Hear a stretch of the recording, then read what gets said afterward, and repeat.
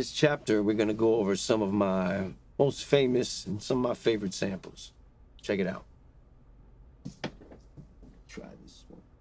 Might live on a distant star, but no matter where you are, there's music, sweet, sweet music.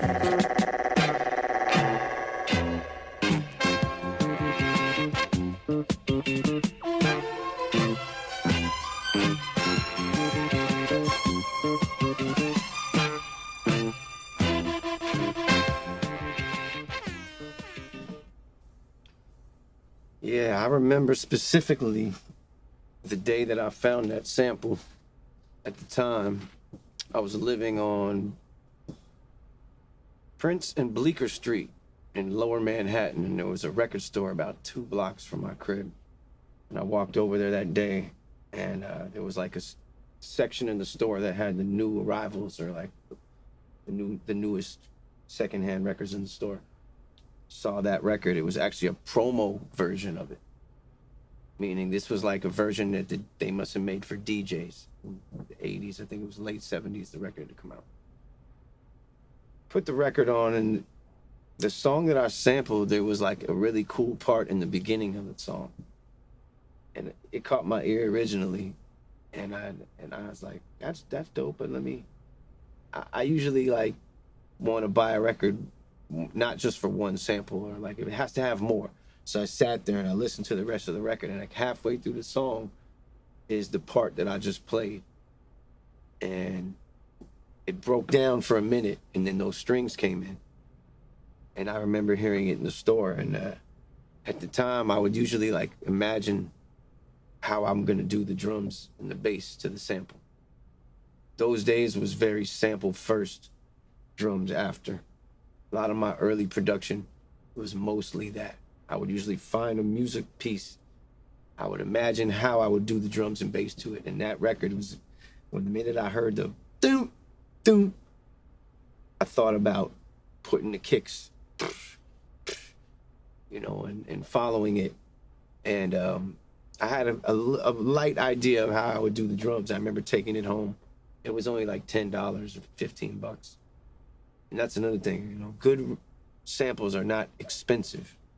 So don't think you can just buy expensive records out of it. If it was that easy, we would just buy all the expensive records. You gotta be crafty. Some of the best records are $5 records. But this one in particular was not that expensive.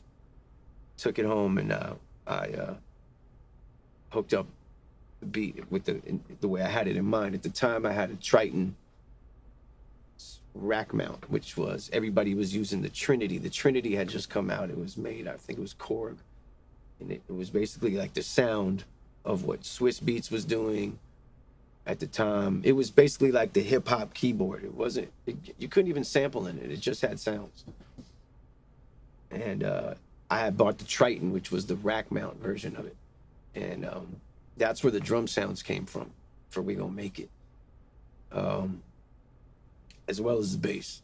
And I had a friend who was a producer, Aguilar, who was around at that time, was hanging around my studio and was playing me crazy beats. And his, as producers, we all inspire each other.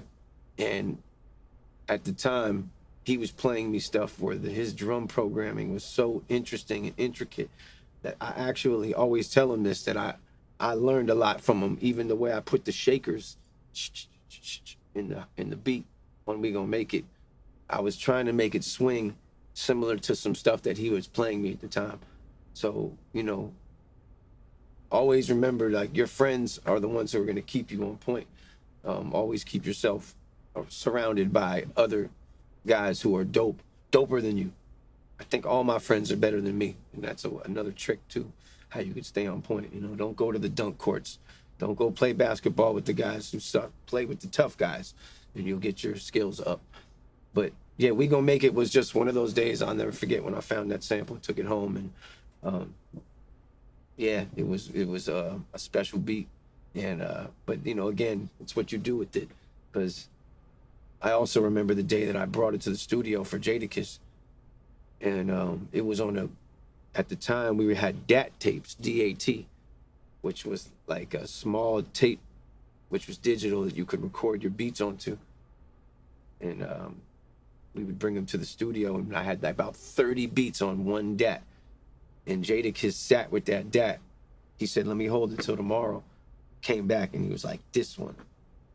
So, you know, that's the other second phase to what made the beat so legendary, because it might have just stayed on that DAT forever.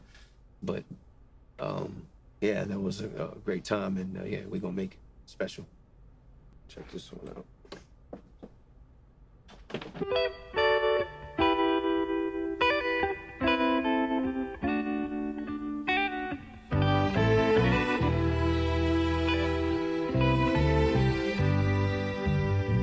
Have I told you lately that I love you? Well, if I didn't, darling, I'm sorry.